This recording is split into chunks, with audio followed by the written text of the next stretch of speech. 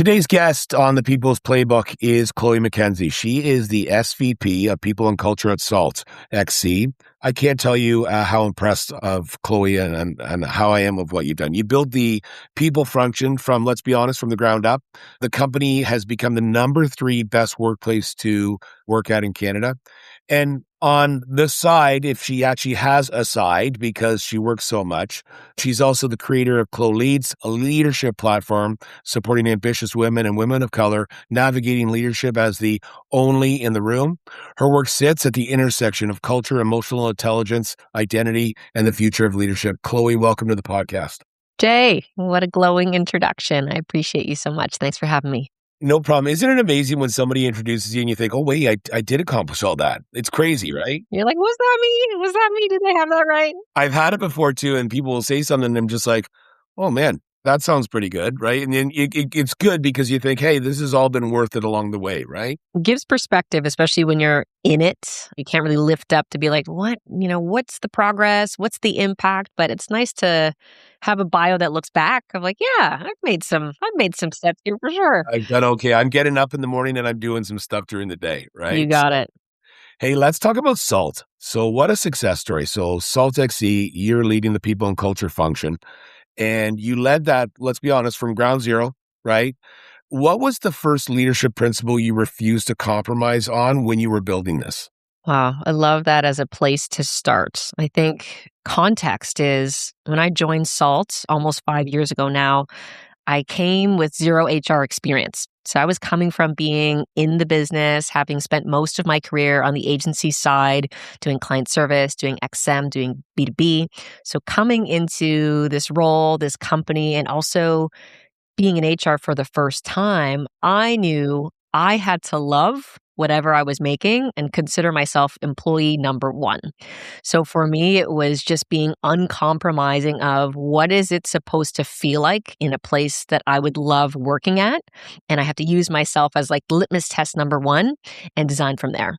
I had the benefit also of knowing the business. So if nothing else, if I didn't yet know technical HR, if I didn't yet know everything I needed to know about employment law, I did know that an agency operates in a certain way. And to get the most out of our people, there are certain conditions that need to be met. People need to have a place to express themselves. People need to feel that they are valued, especially in an agency. Our people are our product. So being a values-based company, it made this actually a really fun and easy place to build from because the values were already established as so strong and so centered in everything we were going to build from there. Wow. I never knew that about you. I love that I learned something about you today. I didn't know you didn't have any HR people experience prior to that. So it's amazing how you built this to the number 3 place to work in Canada. And you actually had the learning curve of, hey, what's this function and department all about along the way, right? That's Yes. impressive, right? So I often talk about culture, and you and I have had many discussions on culture and people and leadership. Culture gets talked about very loudly, but designed quietly. What's the one invisible decision you made that shaped Salt's culture and had the most impact? One invisible decision that I made was trying to just be courageous in how I would show up. So my platform, I talk a lot about identity. I talk a lot about my perspective as somebody who is a visible minority, as a woman, as typically one of the only Black women, people of color in a room. And I knew that for anybody that would join, that would find themselves as the second or one of something else in another category, I needed to have the courage to step into that and be open about talking about how does my lived experience influence how I lead? How does it influence how I think about our creative idea? How does it influence when I'm in a room hearing certain conversations or how we talk about talent or merit or a whole slate of things? I bring my perspective wherever I go. And it was something I never wanted to shy away from. And it's one of the most special things at Salt in that we've really been able to embrace and seek different perspectives and just make space for other people to show up as themselves. And I really think it couldn't happen without leading by example first, even though it's scary and vulnerable and can be uncomfortable. But for me, not being able to show up as I am was a non-starter. It would be a very miserable place for me to work otherwise. Yeah, I often say, when people say to me, sometimes they'll say, don't take it personally. And I actually love leaders like yourself that do take it personally, right? Because it is personal, right? And where we work and where we want to thrive and where we want to be, people will often say, oh, just, it's a workplace decision or it's a business decision. Don't take it beyond that. But I disagree with that in every part of my being. I actually think people that take it personally and get people on the right track with clarity. We run a way better organization, and people actually say, hey, I actually want to come work there because you've looked at the small details. And what's funny is they're not small details, they're big details, right? Mhm. And it makes a difference, but sometimes we overlook things we actually shouldn't. So It's also like in this day and age and time, work is such a place where people find purpose. And for somebody to say it's not personal when literally you're thinking about my identity or my purpose or my worth is tied to this conversation we had today. It's going to be the thing that keeps me up tonight or the thing that I'm raving about at the dinner table in the evening. You can't really say it's not personal. yeah, We take those things with us, no matter kind of how tough or stubborn our exterior is, it still lives on yeah. us for sure. And we spend more time with the people we work with than usually our families, That's right. right? And sometimes we actually treat them better than our families because we're with them all the time. Right. So how do we, it's just, you're going down a road I love right now because it leads right into emotional intelligence. And you have, Chloe, I can say this just based on knowing you, you have very high EQ, right? You're very self-aware on emotional intelligence and kind of what that means to an organization and what that means to actually people that you're dealing with. So if I could ask you, do you have an example of a moment that you needed to make sure that you were staying emotionally steady instead of being right? So instead of when did the emotional intelligence actually become in a decision where you said, you know what, that's actually more important than being right? I've learned this a lot the last couple of years. I actually think for me, it's been one of the biggest learnings for me to go to the next level in my career. So somebody who is very passionate, somebody who's very passionate about people, somebody who loves to put an idea forward to see how can we make this better? How can we tinker? At times, it's having to read the room and understand what other dynamics are involved, what other conversations I may not have been a part of that has led us here, where other people are feeling uncomfortable, where I feel, excited to lean into a discomfort or not knowing the answer. And it's been a learning to have to pull back and spend more time reading the room and to just sit with it and asking more questions to let other people sit with those things without coming to a resolution, coming to a new idea, coming to a new plan. It's actually just fostering the space that the conversation can happen, especially for people who are less emotionally aware, less self-aware. The restraint has been a learning for me in the last couple of years for sure.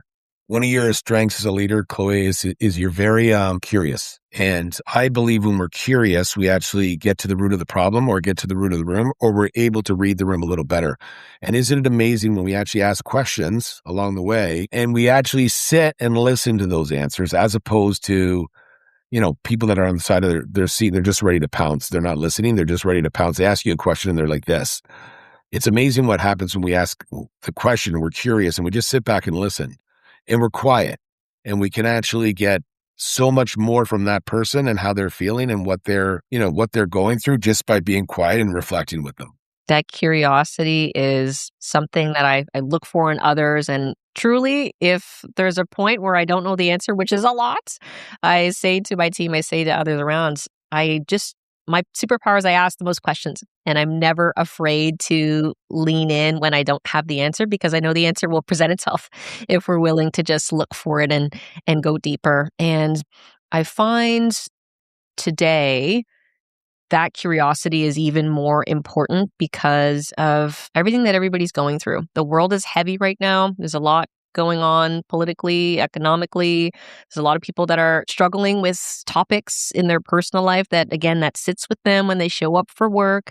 And us being able to just dig a little bit deeper, hold the space, really address people as human first versus like deliverables first. There's such a special connection that can happen through that. But I think it's our job as leaders to know what the whole person is bringing to the table, to their experience, and to work every day. Yeah. And, again, high emotional intelligence. I love how you phrase that. You said the world is heavy, and man, is it ever. It is. Like, it's crazy heavy, right? And everybody deals with that heaviness in a different way. And, nobody's right nor wrong. It's just how you deal with it and how how you perceive it on how you're going to act in the workplace. And it's very important to have leaders, because I believe in my heart of hearts that we need better leaders right now. We do need better leaders. We have good leaders, but when we find great leaders, we need to get that message out to the world, because, man, the world needs better leaders right now, for sure. Jay, what do you think, if you had the magic wand, what do you think is the skill or disposition that leaders are missing right now that would be so impactful if a little bit more of this were to show up around work and around the world? Thank you for asking that question. So I think the biggest thing that's missing in leaders right now is self-awareness. And I believe that leaders, if you ask anybody if they're self-aware, 99% of them will say, yes, I am. Right. But in fact, they don't know what true self-awareness is.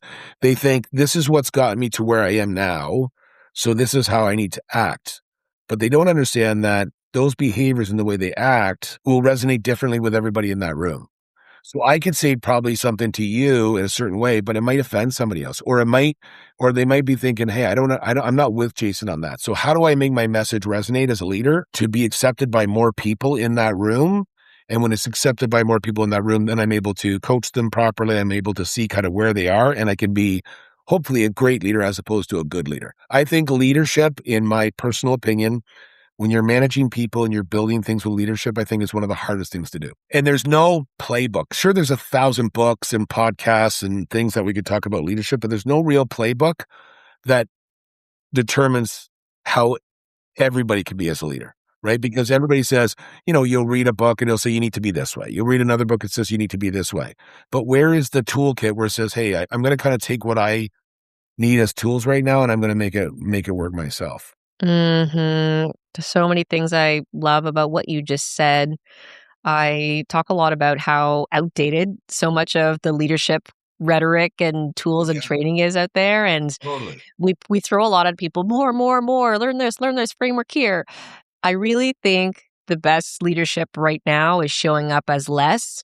And less happens when we make space, when we're listening intently, when we're asking good questions, when we're coming from a place of authenticity. And we're just doing too much. Leaders are doing way too much right now.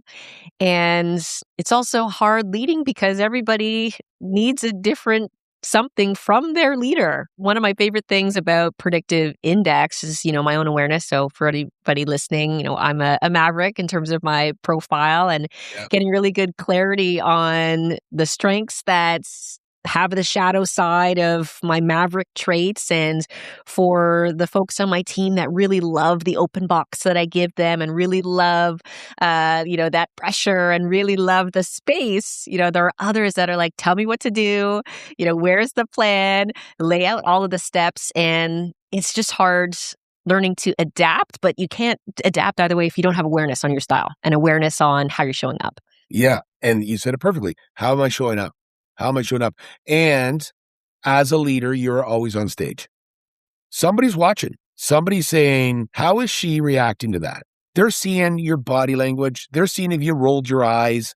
They're seeing if you're really buying into what so-and-so is saying on the stage, or what that person's saying in the meeting. They totally look at that stuff. And as a leader, you're always on stage, and you have to know that eyes are on you. And how do you want to your point, how do you want to show up? Right? How do you want to show up? So I want to get into your platform and your whole thoughts on leadership and navigating leadership. And one of my questions I want to ask is, as someone who is often, and you said it best, as the only in the room, how has that shaped the way you create your space for others on your teams? That's a great question. For me, as somebody who's an only in the room, I talk about how there's this inherent hyper visibility. And, I had parents growing up that, ingrained this for us very early to say, I grew up in a small town. I grew up in a mostly white town. I went to mostly white schools. I went to a mostly white university. And, from very young as a child, it was this awareness of you're going to stand out. So let's make it count and stand up for something positive. Other people won't even have had a reference point of another Black friend, another Black student, another Black child, another Black leader or boss. So I take that with a lot of weight and responsibility, as many people who find themselves in that place in life, we all do. So what that means for me in terms of how I lead my team, it's having a hyper awareness of not only what is said, but what is not. I think I'm very perceptive on what's not said in the room and why that might be, understanding where safety needs to be dialed up, or understanding where and why culturally, if there is a person from a specific culture on my team, maybe they would have otherwise volunteered an opinion, but culturally, maybe they don't. Maybe certain cultures don't talk about money. Maybe certain cultures they grow up not challenging authority. Maybe other cultures feel really strongly about having conflict in the room. So I'm just very hyper aware of how the cultural nuance shows up in dynamics, and being able to talk about those things and explain those things and make sure people know it's safe to try something else on here at work. It's safe to lean into other ways of being, just as it is to be yourself. Like, I want people to feel like, okay, this is a chance to stretch your voice, and maybe you grew up not being able to do that, or this is a chance to soften if you feel like you were always having to be on guard. So the cultural nuance is really important for me when I read the team. Yeah. What you're talking about is you're giving people permission. I love the word you said there. You said stretch. Mm-hmm. Right. And when you say stretch to me, I think, okay, she's actually giving me permission to maybe act a little differently, maybe ask the questions that I'm scared to ask right now, maybe put myself out there a bit. Yeah, I love your perspective on that. And I love the way you said hyper as well, right? Hyper aware, right? And just being aware of the room, because I think we need more of that. I think we need more people to actually have a read of the room and think, hey, who is my audience right now as a leader, right? And I need to lead and guide. I don't need to manage right now. I need to lead and guide. Chloe, you integrate identity into leadership without making it performative, obviously, okay? What does real identity-aware leadership look like in daily team moments? In daily team moments, identity looks like trying to first remove the assumptions that you have. So somebody shows up, they look a certain way, they're at a certain stage of their life, they have kids or they don't, they're a minority or they don't. We all carry with us a certain set of assumptions. And the quickest way to bridge that, or to open up the space for us to learn something different, expect something different, is to connect on what we have in common. So I might be a mom with 2 daughters. My colleague might be a young white male, but we both love soccer, but we both love to cook, but we both grew up passionate about art and music. And we start to find how these commonalities actually shape some values that are more similar than they are different. But if we are so quick and ready to make assumptions about how a certain culture, a certain demographic, a certain stage of life experiences the world, we miss the moment and the opportunity to connect and to deepen that relationship. And that safety is so important, and the curiosity, to be honest. I find it very surprising and interesting that in my kind of daily work life in the last 2 decades that I've worked, almost 2 decades, very rarely have I had a leader actually ask me about my experience of being a minority or being of a certain culture. And I think sometimes, I'm a leader trying to address that group. Maybe you don't know how. Maybe as, somebody who is a different culture than mine, you don't know how to ask, like, hey, Chloe, as a Black woman, how do you experience the world? Or, what is it that you take with you culturally that influences how you lead, how you show up, how you be a great creative, a great marketer? And I think more people would welcome the stumble and still have asked the question than feel like there isn't even a curiosity about it. So I would just challenge people to feel like they can address race, they can address culture, they can address the fact that we're different. We're not going to learn anything about each other if we pretend that we're all the same. Do you think that they're scared too? Is it's just kind of feeling of, oh, am I allowed to ask this? I 100% think that. Yeah. You know what? You've taught me something too, because sometimes I do think we are scared to ask a question because we're thinking, is that going to offend anybody or whatnot? Or I don't want to ask her or him the question right now. And I love it when I learn something on one of these podcasts, because you know what? It's okay to ask those questions, right? Just because then I look at it, hey, if somebody asked me, hey, what's it like to be whatever? You're right. I'd say, oh, I'm glad you asked, right? I'm glad you asked, and let's have that conversation. I again, being curious and creating a better workplace altogether. Let's talk about that workplace for a second. So you and your team, because I know you're going to say it's not just me, it's the team. I know it's the team, right? But you've been a big part of that.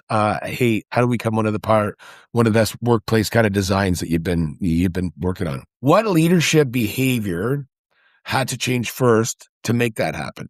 For us to get to where we've gone, and I will give so much credit to the founders and partners who named the agency Salt, even because of this belief of this value of being salt of the earth. Salt of the earth is a good, kind, humble, hardworking, honest person. And for a lot of us that have worked in this industry and advertising, that's not the case everywhere. So having a strong foundation that when you open the doors to our office, when you turn on your laptop, you're expecting an interaction that is salty, good, kind, humble, hardworking, honest.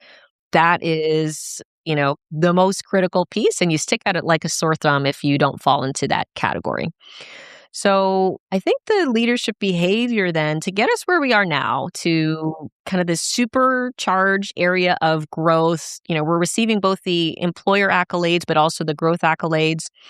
We've had to make sure that kind was not also just a synonym for nice.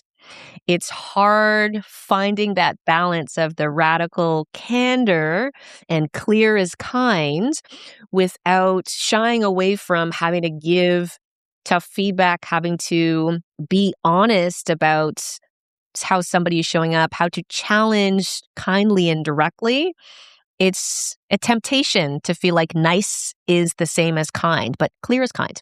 So for me, and I think for all of us, we're very much learning that the more that we've been able to be clear about where people stand, about what they want, about what we expect of them, we've continued to see the business grow and develop and evolve. And we've been able to say that, yes, it's a salty place. And, when it comes to saying the tough things, we're not going to shy away from saying those as well.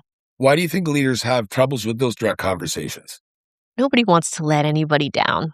Yeah. Nobody wants to be the one to, again, be at the dinner table, the one that they're complaining about to their spouse, or you're feeling really deflated. I think there's more people than not that have really great intentions in shying away from that difficult conversation and that feedback. It's also vulnerable being the one to have to be on the giving end of that, right? It's equally uncomfortable receiving it as it is delivering it. So I think, equally people are a little bit uncomfortable with that moment. Yeah. I often say direct conversations, as long as they're respectful, need to happen. I love how you said there is a difference between kind and nice, because there is. People mistake those two for the same word, and they're absolutely not the same word, right? And when we provide clarity to our teams and our people want to be led. People absolutely want to be led, and leaders want to be led. Top person in the company, CEO, still wants to have some leadership, right? People like clarity, and they kind of say, hey, where do you want me to go? How do you want me to get there? And then let me use my mind to see how I'm going to do it, and then let me go.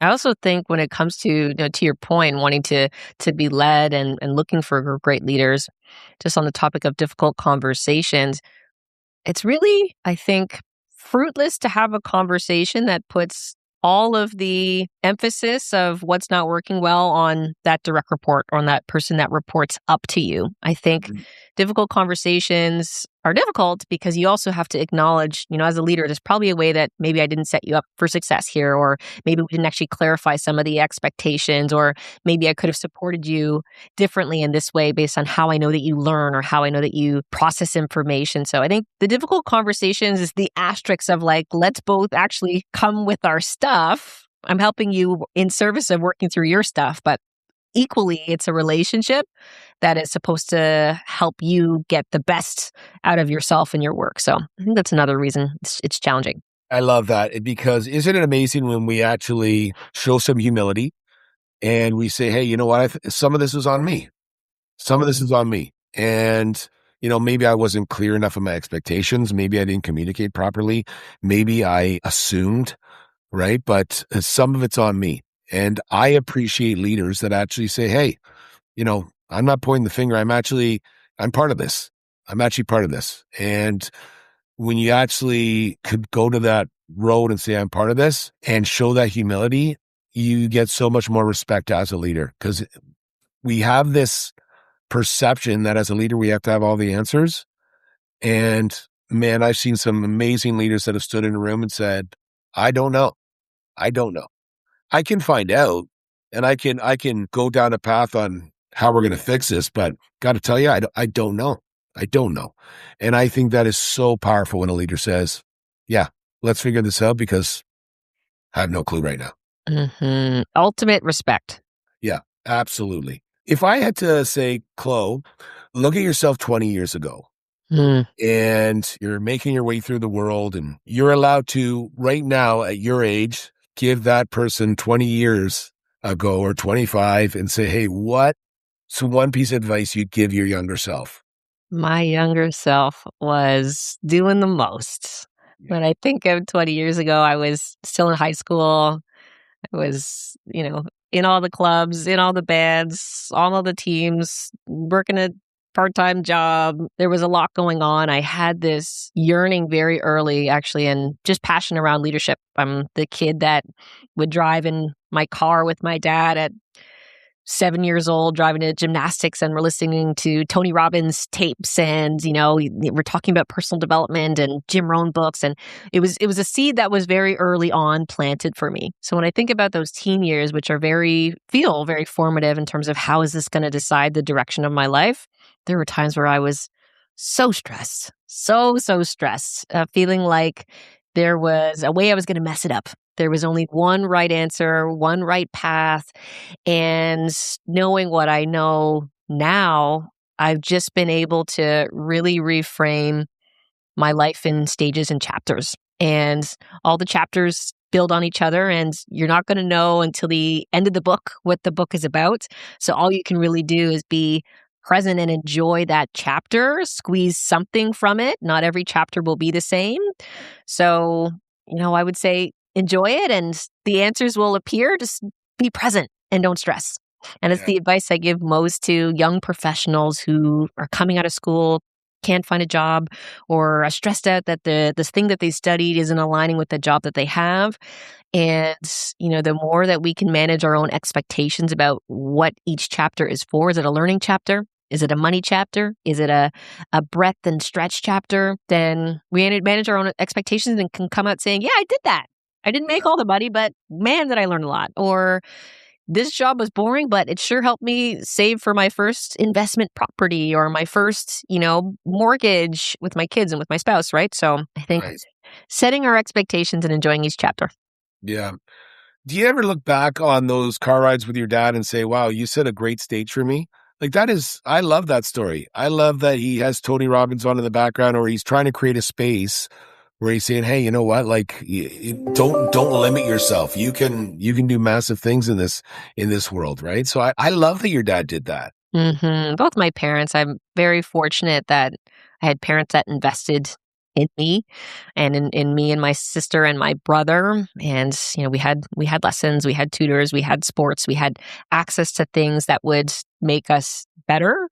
And they had us focusing on everything that was in service of us just being future leaders of the world. My dad would give us a challenge of like, okay, for every Tony Robbins tape and reflection that you write, you're going to get like X dollars into your money jar. So those seeds and habits, Yeah. you're kind of wired to say like, oh, in my life, I'm going to be rewarded and invested in as I invest in myself. And those are gifts that I'm trying to pass on to my own children, but I'm internally grateful for those being the type of seeds that were planted very early in my life.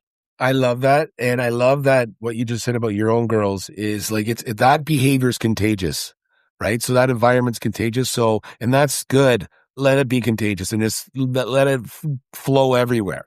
I know you're a busy woman. So I just got a couple more questions and then I'm going to let you get back to your day. AI. AI. Entering the leadership and HR world, right? What human skill now is becoming even more valuable, not less, based on AI coming into fruition? I think there's a few things. Critical thinking, absolutely. And we have this tool now that can think for us, or at least recall information, package it up, synthesize it in a way that it reads really well, feels very academic, it feels very organized and streamlined. But being able to discern and poke holes into the information it's generating is becoming more and more important. It's a really weird time because you have folks now coming out of school that are going to learn to use this tool, but they have actually no probably business context or working context in that environment. So, let's say I join a marketing agency. I've never worked at an agency. I know how to use ChatGPT and Midjourney and those tools, but I don't have the context of what actually is going to make a difference for my client or what type of experience is actually going to be meaningful for a consumer. There are things in the humanness culture. Those things are what our critical thinking is going to be able to spot that a GPT or an AI or an LLM are just not able to produce and discern in the way that humans do. I also think there is, aside from the skill itself, it's all of the people focused ways that we show up and also humility. So it's really going to level the playing field of where a leader was a knowledge holder, was superior in their skills and ability to execute certain things. There'll be things that your juniors are able to do as effectively or if not more. And there has to be some humility in how we talk about our work now, an acknowledgement of like, I don't have to know the most on this or be able to produce the most on this. This skill that was highly valued over here is lesser valued, and I'm okay with having somebody else contribute to it or do it. But there's going to be a lot more need for us to be human in our approach and human in how we spend our time because our systems are doing all the grunt work for us. Yeah. And I believe being human and connecting is so much more important nowadays than it ever was. And with our younger generation who are, very smart people, we just have to make sure that we teach them there is a human way to connect as opposed to, technology all the time, right? Mm-hmm. And it's amazing when we get in a room, have a coffee, talk, chat, listen, learn, right? It's just amazing what can happen. So I got one more question, and it's more of a kind of ponder thing, and then I'm going to let you go. And I can't tell you how much I appreciate your voice. My question to you is this: if you had 3 words to give the younger generation of leaders, and you just have 3 words to pick, and you say, hey, here's the 3 words I want to leave you with based on how I think how important it is for you to lead and be successful and whatnot. What 3 words would you give a younger person? I would say human. Okay. Love that. I would say, I would say humility. I would say, there's this assumption that our leaders know everything. They know what to do. We are also figuring it out. All of your leaders are also figuring it out. So humility and connection. Love those words. So be human, show humility, have humility, and connect. Yes. Chloe, what a great way to wrap this up. So with that, thank you for giving us time today. The world needs more great leaders like yourself. They need people to show a different perspective. They need people to give permission to the only in the room that says, hey, you know what? Be strong, be powerful, and let your voice be heard. People need to stretch. And like I said earlier, we need great leaders. So with that, I'm going to let you get back to your day. And thanks so much for your time today, Chloe. If you loved that session and that conversation as much as I did, would love to have you join our People Playbook community in the link below.